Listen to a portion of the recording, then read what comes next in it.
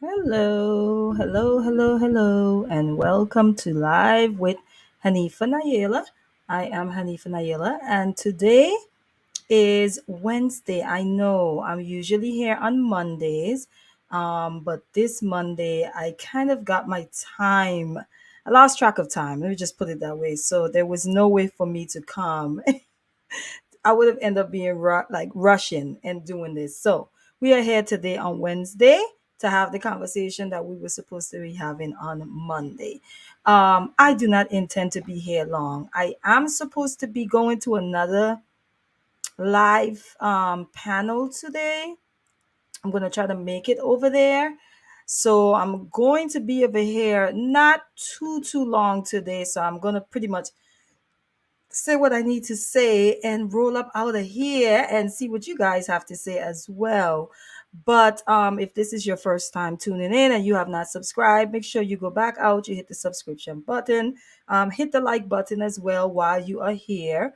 Um, let me see what else. I want to make sure that, okay, if you want to follow me on my social media platforms, I have an Instagram. I need to do a better job at using it, but that's usually where I advertise my lives on my Instagram and also on my Facebook. But if you want to follow me on Instagram, you can do so at the real Hanifa Nayela. And then if you feel generous and you just want to send a cash app, my cash app is at the bottom, $ Hanifa Nayela. And again, if you have not subscribed, you subscribe, share. If it's something that you hear that you like and you feel other people should hear it, and also hit the like button. Let me know how you guys are doing today. If you are here with me, make sure I know that you're here so I can shout you out, and we can jump right into the conversation. Let me see if I'm missing anything else, because I have my little notes here to keep me on track. So that, let's see, I gotta pull those up. All right, okay. So let me see who's here with me. Hey, NA. NA says, hi, Hanifa Nayela. She said, hi, NA.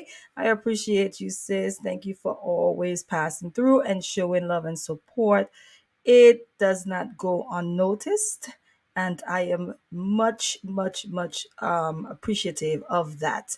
So thank you for coming in and letting me know that you are here.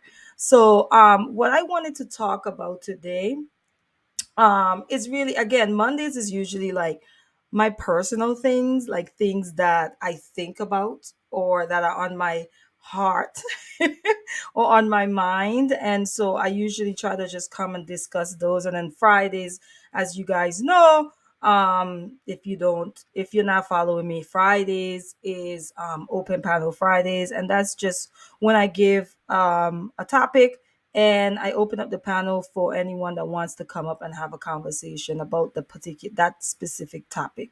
So today is supposed to be what we do on Mondays, which is talk about things that are dear to my heart or just things that I may be processing or thinking about. And you guys can give me feedback on those things. But so today is about the topic for today is, whose reality are you living, right? And the reason I think about this a lot, so anyone that knows me knows this, so it wouldn't be a surprise that I'm talking about this today.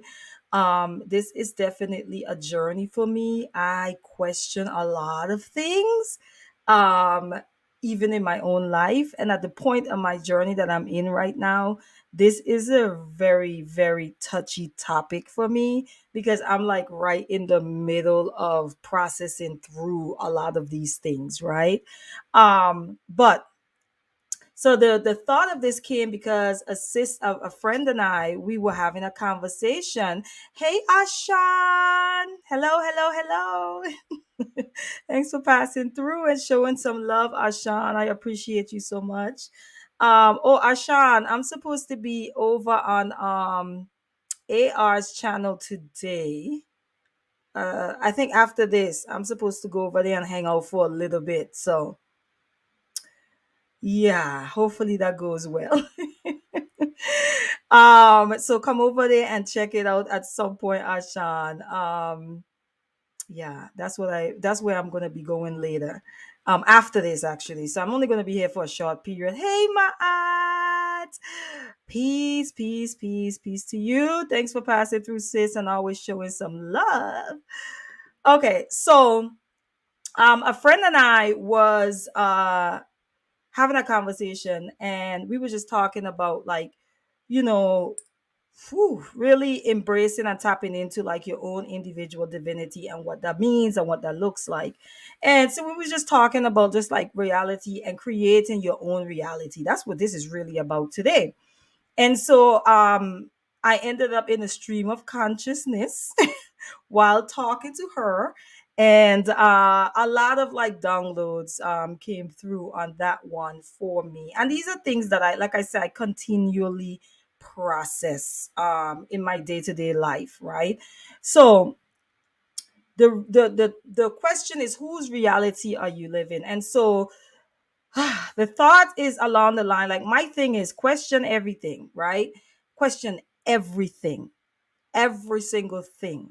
Okay, I don't care if it came from your most trusted source. Question everything, because what is solid is going to stand in the end, right? I don't care if it came from your great grandmama who raised you and you love so dearly and you trust, okay? I don't care if it came from your mother who you feel like would never tell you a lie, okay? It doesn't matter who it came from, because oftentimes we are passing on things that were just passed on to us, okay? So it doesn't necessarily mean. Peace, Traps in this. Peace. How are you? Thanks for passing through. Hotep to you as well. Thanks for coming through and being here with me. I appreciate your love and support. Okay. So, and I don't know if you're a man or a woman, so I'm not going to use any pronouns here. I, so, if you want to let me know, you can. But otherwise, I'm just going to call you by your name whenever I see your comments. But I appreciate you being here. Um, okay. So, yeah, so I was saying that we should be questioning everything, because the reality is that everything that was passed down to us was passed down to the people who passed it down to us, and so forth and so forth, right? Daddy. Oh, hey, Baba Khalil. Thank you for letting me know. Thank you so much. I appreciate that. Okay, because I was a little bit like, I feel like I know this person, but I just don't want to be wrong. So I appreciate you. Thank you so much, Baba Khalil, for letting me know exactly who you are. Okay, so yeah, so my motto is question everything, right? And I'm in a space in my life where that's exactly what's sort of happening. Hey, Sir Hill. Thanks for passing through and showing some love. I appreciate you so much, brother. Um, Good to see you. And thank you for the roses. Okay, so yeah, so when I said question everything, and it doesn't matter who the source is or who it came from, I know we all have our trusted sources, but sometimes things are passed down because that is all that the person that passed it on to you had. That is what they believe. That is what they saw as true, but they don't necessarily mean that it's always true, right? And I'm learning this, right? Through my experiences and through the experiences of like friends around me who are, processing through and dealing with undoing some things that they may have inherited from their mothers and their fathers and their family unit, right? And how difficult that is. That task itself is difficult, because there's a part of you that feels like you're betraying, right? These people that you love dearly, and these people that you trust, and these people that you honor. And it could feel like it's a betrayal, because some of these people are still very much alive, and they still exist within that paradigm, right? Or within that truth, right? Whatever that thing is, they still exist in, they still believe in, they still hold on to that. And so once you have tested it and you've tried it and found it to be not true, or even not true for this time, for such a time as this, it could be difficult because you could feel like you are sort of betraying the people who care about you and love you. So it's a difficult journey. It just is, right? It could be a lonely one as well, because a lot of us have built relationships around these thought processes, around these ideologies, around the paradigms, around your worldview, right? Your perception of things. A lot of us have actually built and solidified relationships around those things. And so what can happen is when you start to like walk away, or I don't even want to use the word stray, but just completely like jump ship from a lot of those things, it can actually feel very lonely. You could feel like you don't really have anyone to talk to process through things with, and so forth and so forth. So that's sort of why I wanted to just come real quickly and let you guys know kind of like where I'm at, right? So the idea of a template is what came up in the conversation with my friend. And so I was explaining to her that so much of our lives, or what we build on, are templates that were given to us. And so I thought of Canva, because I use Canva to like do thumbnails and different things. I'm just like really, really learning how to use Canva. And I thought of Canva and how Canva will provide you with a selection of like templates. Like you can put in, like if you put in podcast, they're going to give you a whole ton of templates that, go along with that topic, or this is what podcast templates look like, and so forth, right? If you say, well, I want to do a seminar or a workshop, they'll have some templates provided for you. And templates are just a guide, right? They're just there as like a pattern, or almost like it's a mold, right? It kind of allows you to um see what you're about to put together can look like. So it gives you like the fonts, it tells you, like, it shows you where your photo would go, where your wording should be placed, and so forth, and the color, the background, and so forth and so forth. And I really thought about that, and I said, so much of our lives are like that, templates given to us, from the womb to the tomb, right? We have these templates that are given to us. Here you go. You want to do what? Oh, here's a template for that, and here's a template for this. But one of the things on Canva that is there also, if you don't want to use the template, you can just hit custom. And what does custom do? Custom gives you a blank slate. It gives you a blank canvas.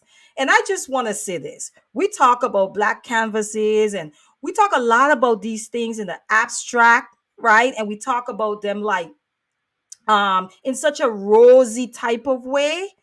Listen, right? Being given a canvas, a blank slate, it sounds good. Philosophically, it sounds good. But the reality of it is, if you haven't been raised, right, to create without being given a template, a blank canvas can be scary. It can be scary because now here's the thing. No one is telling you, here's this font, use this font. No one is saying, here's where the picture goes, right? No one is saying, here's where the wording goes. You literally have to conjure that up, like bring that up, imagine that, right, in your own mind, and bring it to life. So I'm gonna have to call him back. So I'm sorry, y'all. So, like, templates they're just a pattern or a mold, right? So for me, a mold is, when I think of a mold, I think of a mold as a shape. And I'm like, so what happens if you're given a template or a mold? What happens if you see your life as a different shape? Suppose the mold is just a circle, and you're like, nah, I think my life is meant to be a triangle. You know what I'm saying? Then, if you want your life to be a triangle, you have to tap into the custom feature, which gives you what? A blank canvas. Okay, that means that you have to start from scratch. You have to tap into your divinity, right? Your creativity, your innovative, like you have to tap into that. And the truth be told, we're not raised that way. Most of us are not raised to literally imagine things from scratch.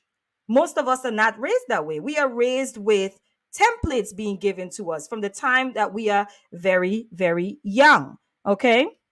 So templates are meant to be a guide, and for me, I often say, in the reality that you're living, the template that was given to you, it's a guide, but a guide into what? A guide into building whose reality? A guide into sustaining and maintaining whose reality? Did you even have a say in the creation of that template that you are literally building your life off of? Did you have any input in that? Or the template was given and then you're like, okay, this is where this goes. The picture goes here, the word goes here. This is the font I need to use, and so forth and so forth. Whose template are you building your life on?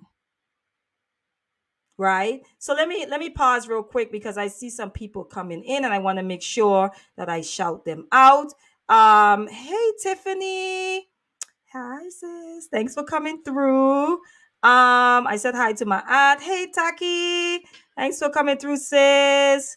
Hey Dongo. Oh gosh, I'm struggling. I want to say Taliba, but it feels so uncomfortable.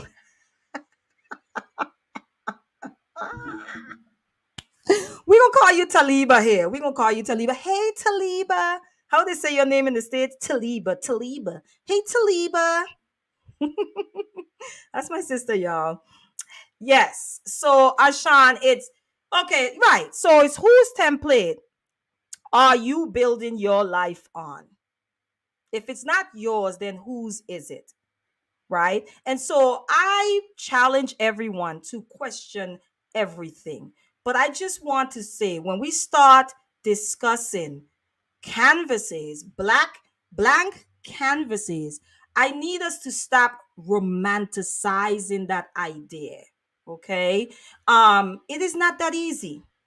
It is not that easy to ditch the template that was given to you and to really start to create the life that you want for yourself. It's just not, especially when your programming um is meant for you to do otherwise, because now you are fighting against your programming. You're fighting against something that you've done your entire life.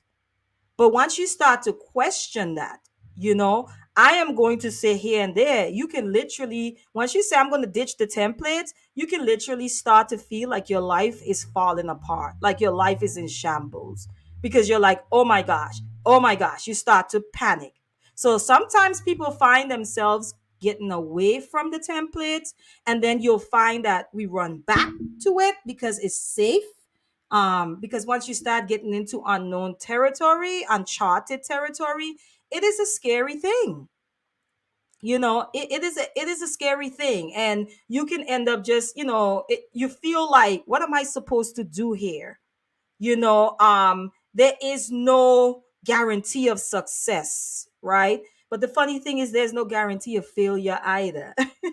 That's the part that we don't even think about, because even the way that we define success, even our definition of success, we need to challenge that. We need to ask ourselves, do I really believe that this is what success is?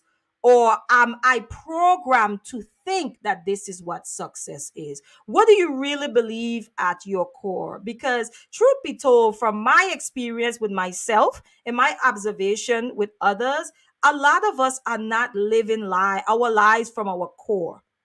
Because when you sit down and you talk to each other and you start to peel back the layers of who we think we are supposed to be, you find the truth. And the truth often doesn't align with how we're living our lives, right? So our definition of success, what would be success to you? How do you define success? Whose definition of success are you currently living by? Are you trying to attain?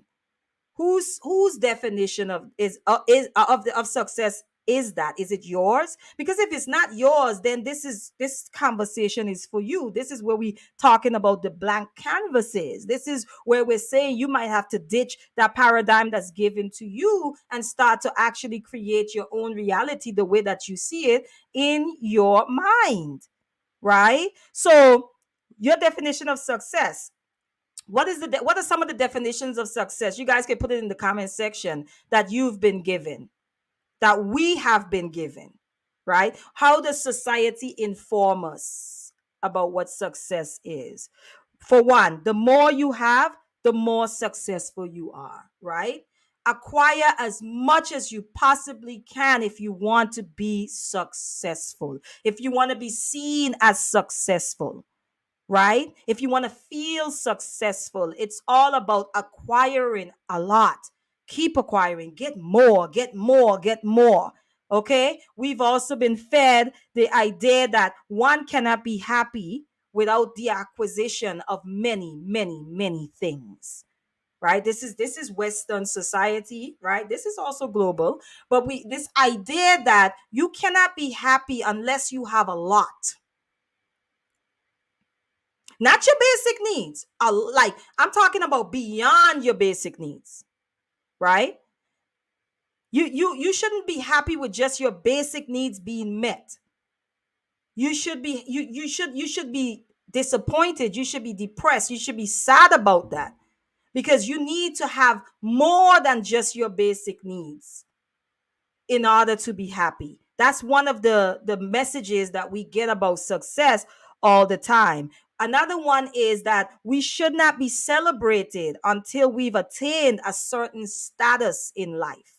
So we have a lot of us right now, we are waiting. We're waiting to celebrate ourselves. We're waiting to tell ourselves good job.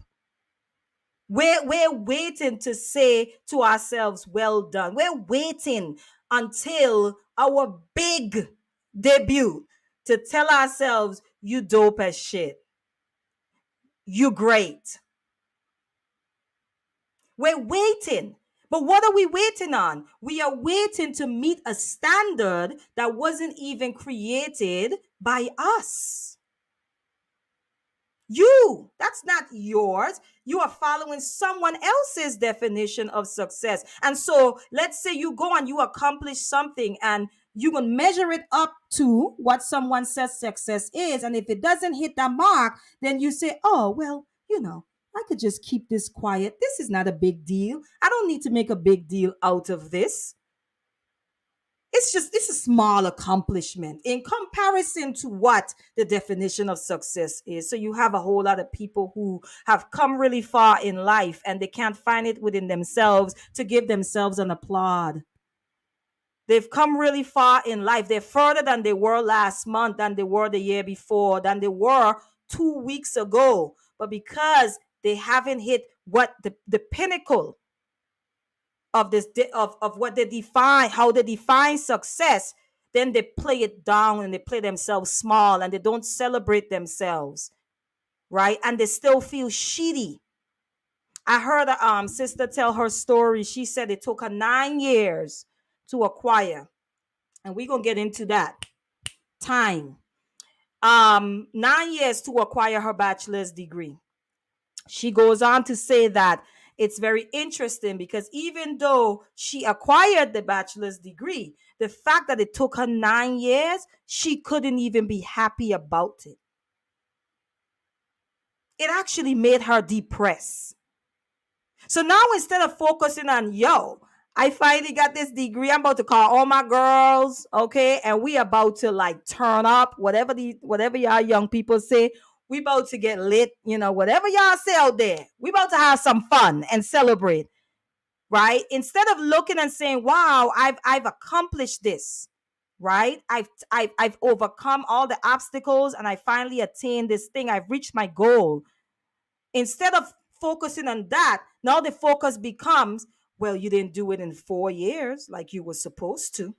It took you long enough. It took you 9 years. Isn't that what we do to ourselves? Right? Why? Because we are living by a template that was given to us. This is not a blank canvas. We are existing, maintaining, right? Pursuing, trying to live up to and live within someone else's reality. That's what it is. Who has set these standards? Right? Even the standards, and I'm not even going to get too deep into this, but even our standards of beauty and what's considered beautiful and what's not. Where does that come from? Because I look at some things in nature that I would consider hideous as hell, right? But they hold so much value, right? Or even within nature, they're probably that particular thing might be considered beautiful amongst their species. Okay, so the standard of the idea of beauty, where does that come from? Because the reality is this: when you look at the standard, a whole lot of people, our Western standard of beauty, a whole lot of people are marginalized. In fact, the standard of beauty is global, right? And it marginalizes the global majority. That's the crazy part. And we don't see anything wrong with it. The standard of beauty that is given to us through our television, through media, through magazines, through social media, through all of these different media platforms, right?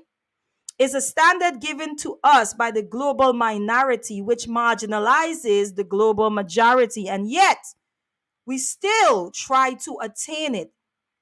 We still go after it. We still hold it. We still try to maintain it. In fact, we divide ourselves based on it, right? We determine each other's value by a standard that marginalizes the global majority.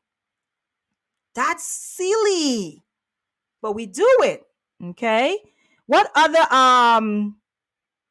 I was just saying, even our concept of time, right? We've been given a template for, right? If you don't do this by this age, then it doesn't matter if you do it after that age. And so you have people who are making strides in their 40s, in their 50s, right? And they don't feel like it's a big deal because they're in their 40s and they're in their 50s doing it. So they play it down and they dismiss, and it's like, ain't nobody care. Look, I waited too late, right? Our concept of time, even. You have to have a child by this time. You have to have a college education by this time. You should have a career at this time. All of these things are fed to us from the womb to the tomb. All of it is programmed into us, and we actually believe that this is the way that life is intended to be lived. And not only that, when we look around and we see so many other people also following the same template, then it must be true because everybody else is doing the same thing. Why do we not question it? Okay, social media telling us what we should, or the news telling us what's important, what's trending. We call it trending topics, telling us what we should care about in this moment and what we shouldn't care about. Do you remember the last 2 years and how they was talking about this virus and how everybody was in a frenzy? What happened to those conversations? And what was it the year before that? Was it something about around a war? Today we are escalated in our emotions, right? We're excited about a certain topic because the media have said you should care about this now. And then tomorrow they say, oh, don't worry about that. That's not even a big deal anymore. That was 24 hours ago. Let it go. And we go right along with this. What's trending right now? Okay, yeah. So this is what we need to talk about. This is what should be occupying my brain cells right now. This is what is considered important right now. From a news media that is filtered to fit the agenda of the country who is giving you the news, right? To paint that country in a certain light. And we take it in and we believe it and we're controlled by it. Okay. So when we're talking about templates, whose reality are you living in? Is it your own? Have you considered unplugging? Have you considered resetting? Have you considered maybe hitting the custom button so that you can begin to create your own reality? It is not easy. I know it is not easy. Ask me how I know it is not easy. But it's also not impossible. Okay. Our concept of even around as we're talking about around time. Okay, listen, you have people who maybe they're retired or they're in between job, whatever that is, or they don't have a job. And this how we're programmed into the 40-hour work week, right? Why can't somebody just work on the weekends and be off Monday, Tuesday, Wednesday, Thursday, Friday? Why can't they just work Saturday and Sunday? Do you feel less than if you do so? Do you feel out of the loop? Do you feel strange, disconnected? Your concept of time. I have to go to work from 9 to 5. Or I have to work 8 hours a day. I have to work 40 hours a week. Because now you start to attach our value to these things, right? And then the template says this is how you are valued. In order to be valued like this, you have to accomplish, you have to acquire this. So when you don't have these things, then you find yourself devaluing yourself. Not you alone, but society then says, well, you are not valuable, and therefore we can discard of you, or we can ignore you, or you become invisible to us. And society is one thing, but to do that to ourselves is another thing. That's where the problem comes in for me. How do you think about yourself outside of these things?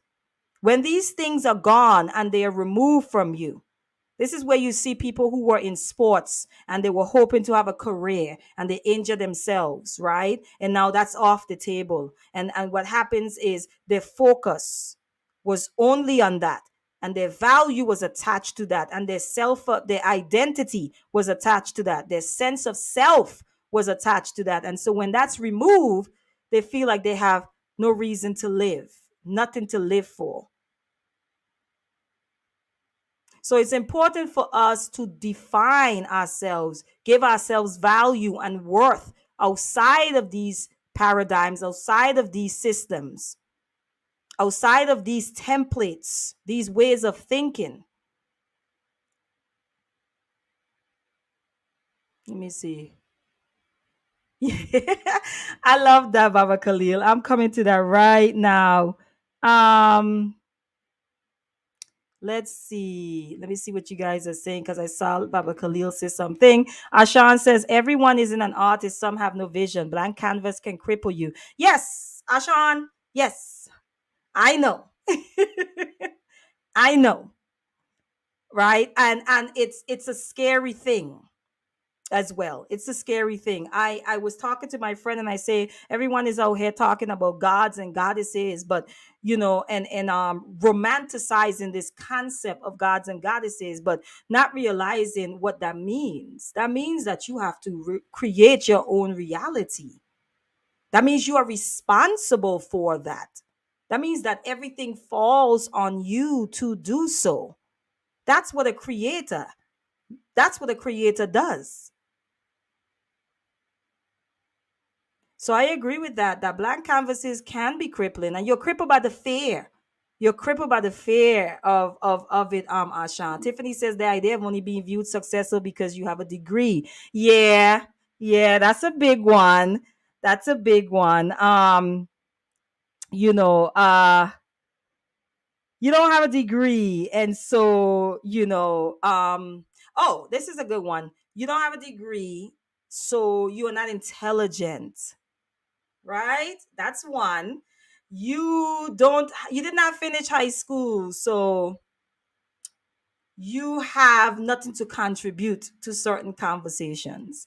And I think that people have to understand that a degree, all of us who have degrees, who studied for whatever length of time, we understand you study, you apply the knowledge through whatever testing you have, you pass and you acquire. Or some people do actual work experience, um, uh, to get their credentials, to complete their credentials and so forth. So I don't want to play it down, but most of it is study. So you have someone who may have studied a specific or focused on a specific thing for 10 years, and you have someone who studied it for 4 years. But because the one with the 4 year degree has the degree, they're seen as more of the expert in that field than the person who actually studied it, applied it to their own life for 10 years. That's kind of how we measure somebody's ability to contribute in, in an efficient way, actually. So I agree with that. The idea of only being viewed successful behavior, and we internalize that. So you have a lot of us who have a lot to offer, have a lot to bring to the table. Like you have a lot of us who are talented. Okay, I mean, talented musician, talented artists, like visionaries, right? But they don't have a degree, and so they play small, right? Because they're living in a world where this is valued, and people who have these things are valued more than people who don't.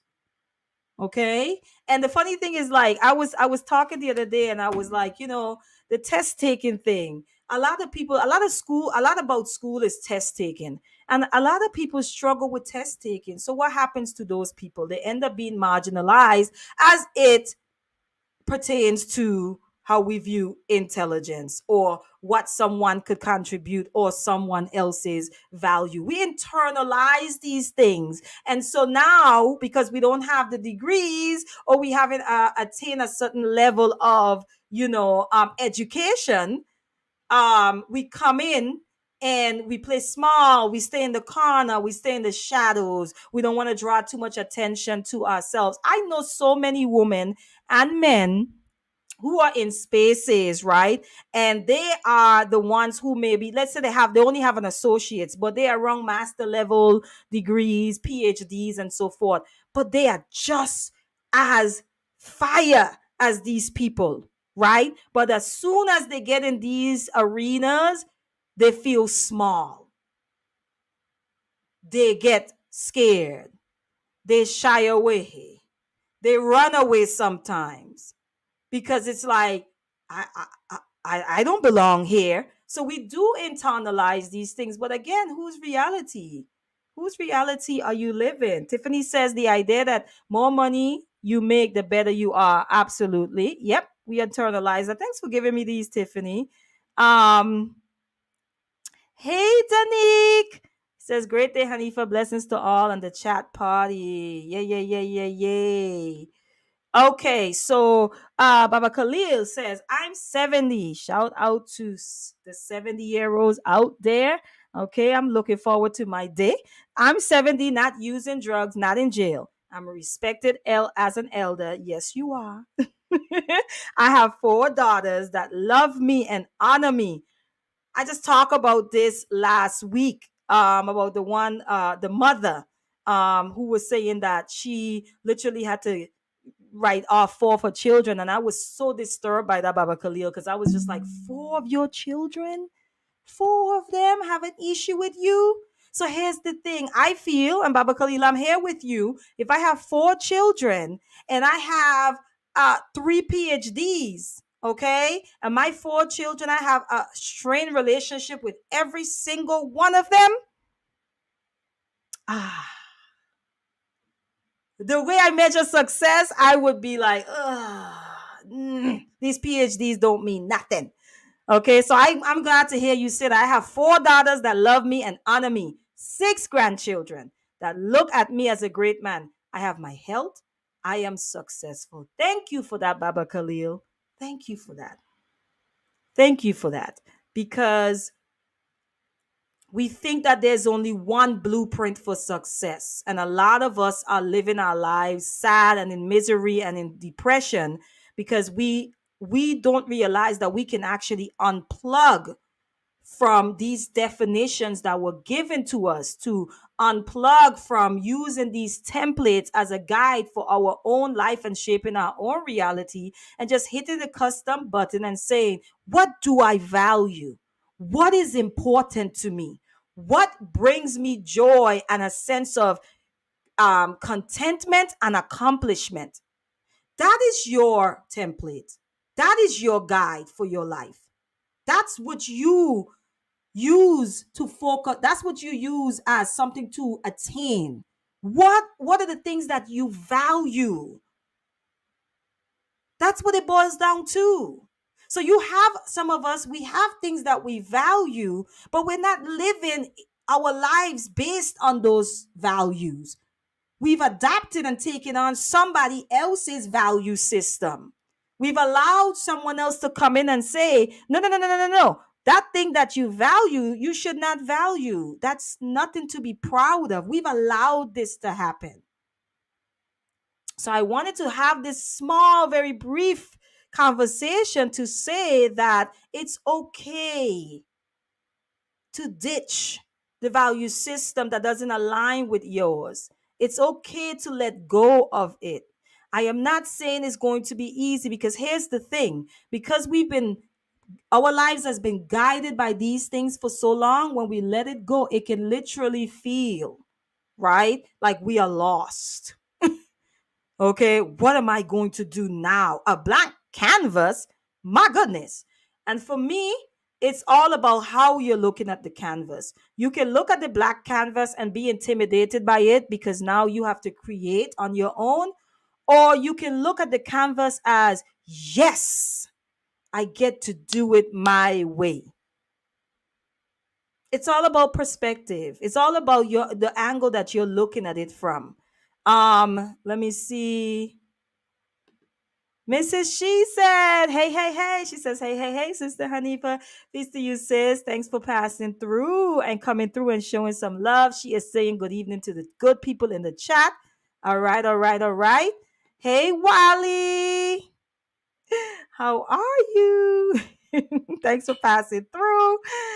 Hey, Alkama. She says, peace and love. Peace and love to you, sis. It's good to see you here. Thanks for coming through and showing me some love. I appreciate you. He says, wow, that is sad. Yeah, it is. Okay. So yeah, I wanted to come in. I want to make sure that I cover everything that I had on my list. Okay. So even like I was saying, even our concept of like education, I know of recently like homeschooling my children has challenged my view of education. My view had already been challenged, and that's sort of why I chose to homeschool. But now that I'm actually you know, in it, actually homeschooling, my idea of how I see education is totally, totally different. Totally different. Um, I had a recent thing with my son, and he was really challenged by something in math. And it took him a while. It took him about an hour to like really figure this thing out. And I'm just gonna be honest, it was frustrating me as well. And so when he finally got it and he finally made the connection that it was connected to something that he learned in math before, the way that his face lit up, that glow was everything, y'all. It was everything. Okay. I was like, I was super excited for him. He was excited, and then after he got it, he went on, he did his quiz, he got a 90%. He came over, he high-fived me. But right before that, he was slouching. He was so defeated. He couldn't make the connection. But being able to have him at home, right, helped with that because there was no pressure to um figure it out right now. You know what I mean? It was earlier in the morning, so he had some time because sometimes he takes too long. I'm not going to even front. But even my idea of education, when he gave me the practice test, he didn't finish it. And as I was going through it, I actually allowed him to just do like the first five at the bottom. And I felt a little guilty, like, no, he has to finish all of it.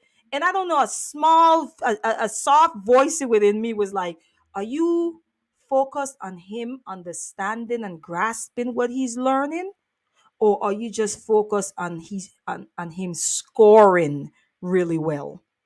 And I was convicted. Okay, I was convicted in a moment, and I realized that he understood He understood what he was doing. And so after we did the practice test, then he was able to go on and do his actual test and pass it with an A. But if I didn't take the time to like make him go back and say, okay, try this again, try it this way, and be able to have the patience, I would have just been focused on, oh no, you got a 60%. You know what I'm saying? Versus, are you really understanding what you're learning? Right. And so the homeschool process, I've been learning a lot about myself and how I perceive education, how I measure intelligence and education. I'm learning that, you know, the classroom setting, as much as that's what most people push, it's a very uniformed approach to education. I can say right now, like, there's so many children who are sitting in classrooms and it's not a fit for them. It's just not. It's not. But they have to go because that is what, that is how the system is set up. That, again, that is the template that's been given to us. Okay. My good sister Maat had challenged me one time. She was saying that even with homeschooling, she was like, why do we have the idea that our children have to be homeschooled Monday through Friday? Why can't they just be homeschool Friday, Saturday, Sunday? Like, where do we get that from? So there's a lot of unlearning, even around education and how we see education and how we define education. I'm being challenged in that. And I think a lot of us really need to start to question a lot of those things. I want to and how we allow education and how education is done to define one's intelligence. And then that defining someone's intelligence based on that then leads to someone's worth and value. So you don't have this, and so therefore you are not valued. Okay. Exactly. Exactly. I agree. Wally, you are so right. I say this all the time. Like, it's the educational system is like an assembly line. It's preparing people to work, right? Someone said the setup in schools is no different from the setup in prison. Okay? You go, you're locked away in these like classrooms or whatever, or certain places for a set time, then you eat, then you have a short period of recess, you line up to everywhere you have to go, you got to get in the line, you get in the line to go to this classroom, you get in the line to go to that classroom, and then you have a little short time of recess, the bell rings so that you can transition, right? It's just preparation, right, for workers. It's just preparing people to maintain the system as it is, right? And if I educate you for 12 years in that way, then this is why a lot of people are having difficulty even challenging certain things that the system offers, even though we know it's wrong. But we can't find the power within ourselves to do so because we are programmed to uphold this system, to depend on it, right? That's what school is for, and I know that you guys think that school is meant to make your children smart and all of these things, and but it is there to educate them, but to educate them to what outcome? I think these are the questions that we have to ask. And if you're fine with your child, being prepared to be a worker bee and to uphold the system as it is and never to buck it or challenge it, then that, by all means, I'm not telling you, listen, if that's what you want and that's what you envision, then that's fine. I'm speaking to the people who are kind of like in it and they're like, something about this isn't right. And I go back to what I said in the beginning: question everything, because the truth is, what is solid is going to stand, and challenge everything to prove its validity. When they say things like, oh, they give you, this is where your child is supposed to be at 2 years old and 3 years old and 4 years old, right? And you realize you could put something before a child, even my toddler, certain things I'll put, and I'm like, yeah, this is what happens to us. We think, oh, they're too young. Where do we get that from? They're too young. They can't learn that at this age. Even that is a template. Even that is control. Even that has been given to us, right? Certain developmental stages. Well, this is what the child should be doing at this stage in their development. This is what they should be learning, right? At this age, 5. At this age, 5, they should be in kindergarten. At this age, they should be in second grade and third grade and first grade at this age. So a 3-year old who is doing kindergarten work, a 4-year old that's doing kindergarten work cannot go into kindergarten because they are not 5 years old, even though they are able to retain and learn the information at that age. The school says no, only at 5. All control, and we just accept it. Okay. He said, I don't have a problem with it, but the real issue is not teaching real education, but subtitle education. Okay. All right. And then also too, I had down here, let me see. Baba Khalil says Dr. Carter G. Woodson infers that the educational system of America is set up to strengthen white supremacy and racism. I am 100% on with you on that one. And Mr. Good, Dr. Carter G. Woodson. Yes, it is. Yes, it is. To maintain and to expand white domination and racism. Definitely. Okay. I don't know why we think that they are going to educate our system, our children, to be able to fight against the system and to liberate their own selves. It's not going to happen. Okay. Hey, you can teach me math, subtitle education, but can't teach me finance. Okay. Okay. I agree, Wally. I got what you're saying. I got what you said in the beginning, but I got what, thank you for expounding on that as well. Yep. Um, all right, I'm gonna be closing out soon, guys.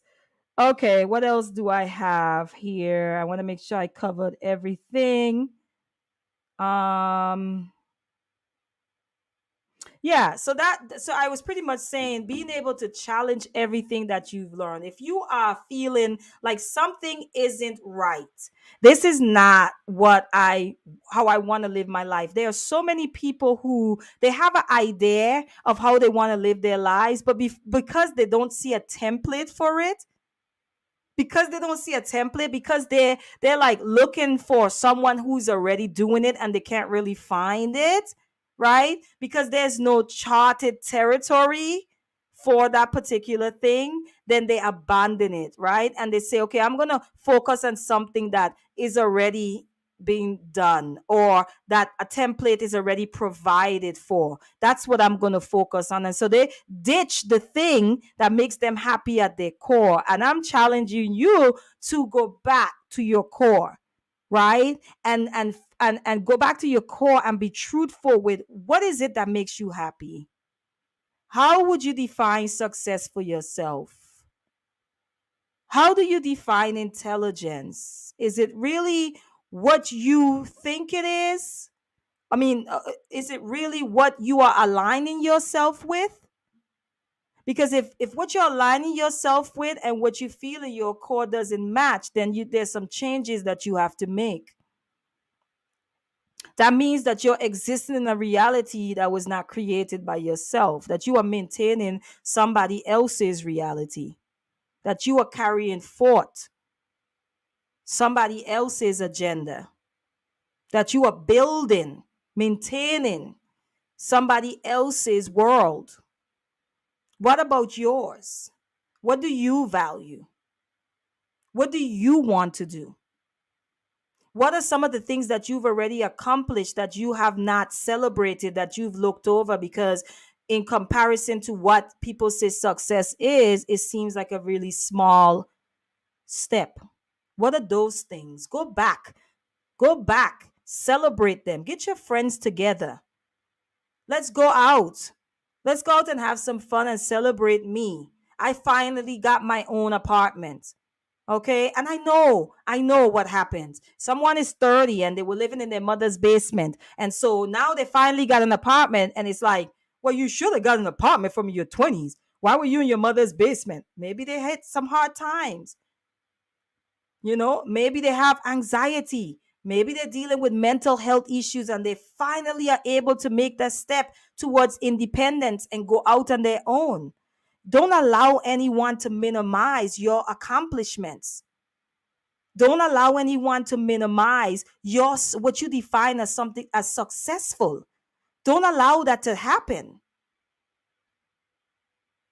Yes, you finally gone back to school and you're getting this degree, and you're what? You're 45, you're 50, you're in your 30s. You finally picking back up that thing that you love doing. That's a big deal. Make a big deal out of it, because that is what you see as happiness. That is what you see as being successful. Like Baba Khalil just said, his children love him, his grandchildren adore him. You have people out here pursuing all sorts of things while their families are just in shambles, but they're getting blessed with the accolades. Okay. They're being blessed with the accolades. They're getting the applause. They're acquiring all of these things, these accomplishments. I had used the example, and I meant to bring this up in one of my lives before. There's this whole conversation of what real manhood looks like, right? And men are supposed to lead and all of these things. And I was sharing with a friend about a brother. Many of you guys may have remembered this. There was a black man. He went viral because he was in his living room giving this whole spiel about why his wife don't have to pay for any bills in the house. And he felt really macho about that. And, and it went viral, and all the women who believe in, that, and the men, everybody was like, yeah, men to the woman, this is what, where the men act like this. Where the men act like this today. This is what manhood is. This is how real men show up. Real men this, real men that. And a couple of months later, that same brother ended up on Iyanla. What is it? What is it? Iyanla. What is it? Is this Iyanla Save My Life? I don't even know. I haven't watched that thing in so long. Fix My Life. Yes, Iyanla Fix My Life. And he didn't go. Now, here's the thing. No one talked about that. So here's a guy that was proud. And I'm not saying that he shouldn't have been proud. He felt that was something that gave him value, providing for his family. And that's a good thing. That's a good thing. But the way that it was pushed forward, right? And why it went viral is because the women were like, yeah, this is a real man. And then you get on Iyanla Fix My Life, and his whole entire family was in shambles. I mean, like he literally had a son that wanted to kill him. He had a mama that did not respect him, who he could not stand up to. He had a wife who was hurt and suffering inside. He had daughters. Like the whole family was in shambles. Because you focus on what you're told a man should be. You're focused on what you're told success is. And the things that matter most are being neglected. I'm going to grind. I'm going to get that bag by any means necessary. Even if that means I have to neglect my children in the process. Even if that means my children have to go without my presence and my engagement in the process, because at the end of the day, this is what men do. At the end of the day, I'm trying to be a boss bitch. Excuse my language, but that's what they say. So now I'm going to go and I'm going to get mine. I'm going to boss up. I'm going to be all these things. But the things that matter most, which is legacy and what we pass on to the next generation, is being neglected. Why? Because somebody has given you a blueprint. Someone has given you a template. Someone has given you a standard and say, you are not worthy. You are not valuable unless you do A, B, C, D. This is why you have women who are in the career field and they're working women bashing at home wives. And this is why you have at home wives bashing women who are in the work field, because everybody is tapped into whatever their truth is. And now we're comparing ourselves against each other.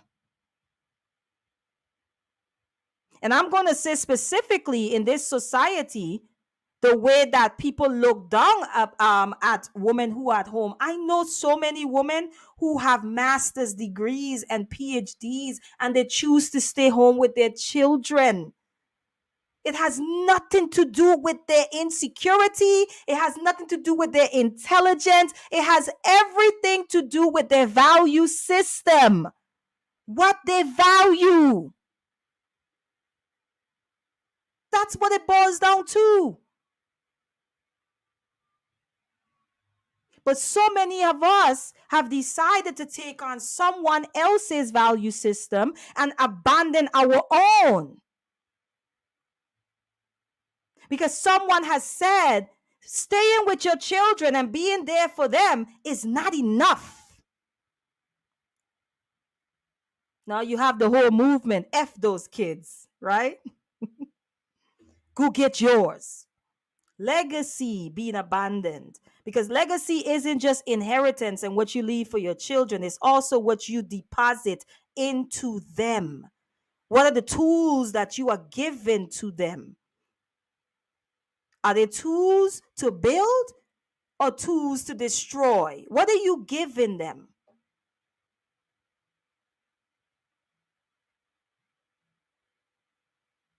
Because now social media says, okay, get the bag, get the bag, get the bag, get the bag. But what they're not telling you is that it costs something. Grind culture costs something. You are going to have to give up something. And I know there is this whole message to women right now, specifically Black women, that we can have it all. And I say to you, you can have it all, just not at the same time.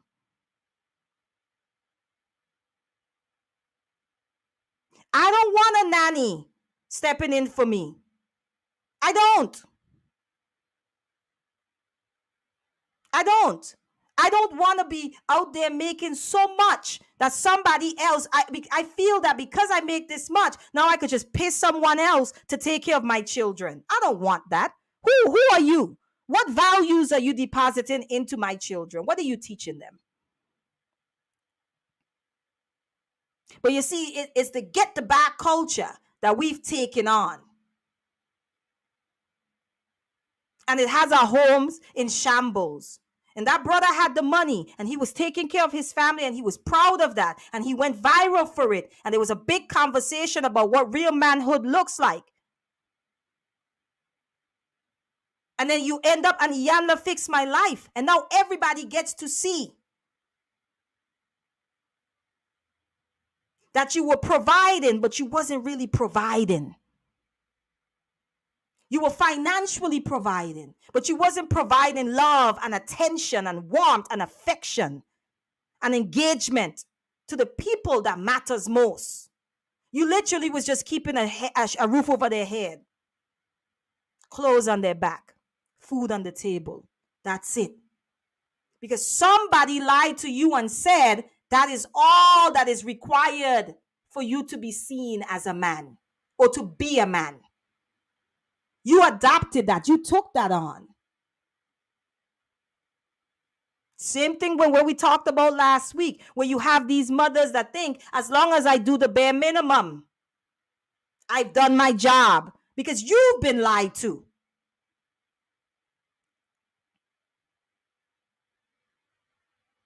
So that's kind of what I wanted to come and talk about, is pretty much Daring to unplug. Daring to unplug from the idea of living, maintaining, and upholding someone else's reality, even when it doesn't align with your core, with who you are at your core, with how you see yourself at your core. Daring to unplug from that, but also knowing that a blank canvas is not as exciting as people try to always paint it to be. When you are not raised or programmed to literally think for yourself, create for yourself, to create your own reality, to bring forth that which you have envisioned. When you are not raised that way, a blank canvas is scary. And it might require you to sit and stare at it for some time before you find the courage to start putting something on it. That was all I really wanted to come and talk about, guys. Whose reality are you living? This is a question I want to leave you with. Whose reality are you living? Is it really your own? Or are you just going with the ebb and flow of everything? Or you just following the templates that were given to you? You are black, and therefore you must show up like this. You are a man, you're a woman, so therefore you must. There's a template for that. You come from this part of society, there's a template, so therefore you have to live within the confines of this template.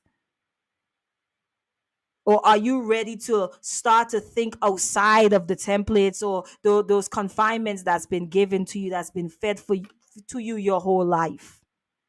And some of us, we already feel it. Some of us are already on layering, and it's scary as hell, and it's lonely. And some of us don't have the language and the vocabulary to express what's going on with us. We see it. We see the illusion for what it is. Right? Our spirit is like, man, this is some bullshit. And we nod our head in agreement. That's true, spirit. This is some bullshit. We see the illusion, but we really don't know how to unplug from it. We don't know what to do with the truth that we have now. We don't know what to do with the information. Wow, this is an illusion. Now what? Do I continue to maintain and uphold the lie, the illusion, or do I now do something different because we know that this is a lie? We've seen it happening with us, with black people, right? A lot of us are relinquishing this idea of beauty, somebody else's standard kind of forced on us. And a lot of us are kind of like letting that go, right? Just like, bye. Illusion. It's an illusion. So it's like, nah, that's no. Mm-mm.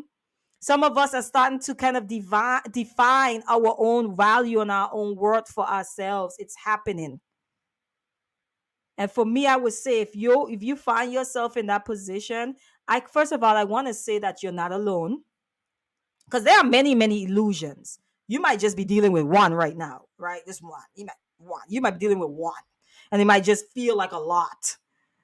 But I just want to let you know you're not alone. Your tribe is out there, and get around other people who are thinking along those lines, right? Open minded people.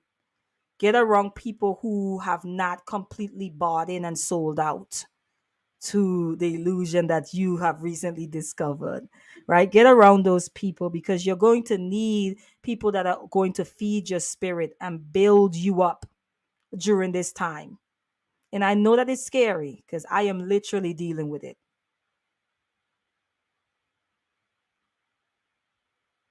But you're not alone.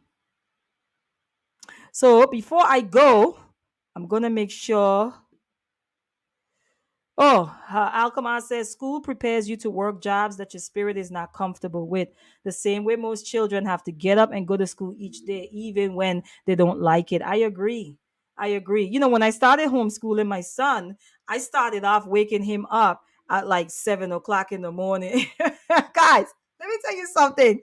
we were dealing with so much residual stuff because most people who homeschool would tell you when you first take your child out to school and you start to homeschool, you still find yourself following the schedule of the school, right? Like you be thinking like, oh, it's summer, so now it's time for vacation. Like the fact that someone has control even of our time and our concept of time, it's just so problematic for me at this point in my life. It just is.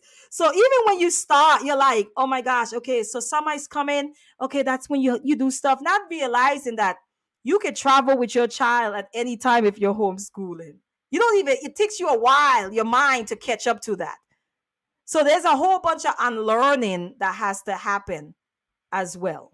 You know what I'm saying? So I agree with Alkama. She says school prepares you to work jobs that your spirit is not comfortable with. Absolutely. And granted, there are people who they just always knew they wanted to be nurses. And to be nurses within this system, they know I have to go to school, I have to get my nursing degree. There are those people, doctors, some people who are lawyers, right?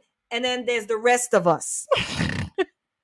I think I'm talking to the rest of us here, right? Where we're just like, well, I guess I have to pick one, you know, and there's a lot of there's the illusion of choice. I wish I could have talked more about that as well. The illusion of choice. We see that a lot in politics, right? In our politics. That's where you have people saying choosing the lesser of two evils, because for them, the illusion of choice puts them in a mind frame that they have to choose either one of these things that have been given to them. He says the link of chains are strong. I agree. My aunt say 8 years later homeschooling and still some yes, yes. And my aunt have helped me in just having conversations with her where you have to kind of go back and like reevaluate. Like I'm only about 6 months in homeschooling, guys, and now where I'm at now, I'm a little bit more confident, but I also don't beat myself up or my child about certain things. Like if like the other day, Tuesday, we didn't do any schoolwork. But I used that time to teach life skills. So he had to go and he had to make a grocery list. Then we had to go to the store. He had to go shopping. He has to water the plants. He has to do like little things. Next thing would be around budgeting. So it could just be a day that you say, we're going to focus more on life skills than on academics, right? So the lady that did our review for our first 6 months, she was able to help me with that. She's like, everything is a learning experience for a child. And as a homeschooler, you have to understand that. Every single thing is a learning experience. Okay, when he goes to travel, my son is about to leave for Uganda in December.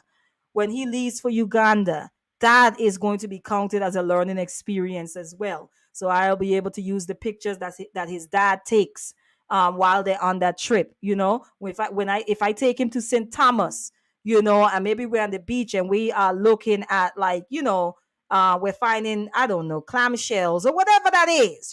I take him to the museum because I like to take them to the museum. All of these things are learning experiences. You go out in the backyard, you know, you're looking for insects, like every single thing. When he wants to cook, she's like, that is science. Just a whole bunch of different ideas she had given me, and a light just went off in my head. So even rethinking education is something that I'm currently in the midst of doing. It's a lot of unlearning, man. It just is. So anyway, I didn't want to stay here too long because I do have another panel that I'm supposed to go on. And so I'm just gonna leave you guys with this, that really think about what you're building and what you're creating right now. And are you creating a world that you've envisioned for yourself, or are you living in someone else's reality and just building it for them? That's a question for you to take with you today and think about it. But yeah, until next time, I will see you guys back here again on Friday. And again, I am not here every Wednesday. We only did this because I didn't do Monday. But I will be back here again on Friday at 5 p.m. And until next time, I'm going to go ahead and say peace and blessings to you guys and have a good evening. Bye.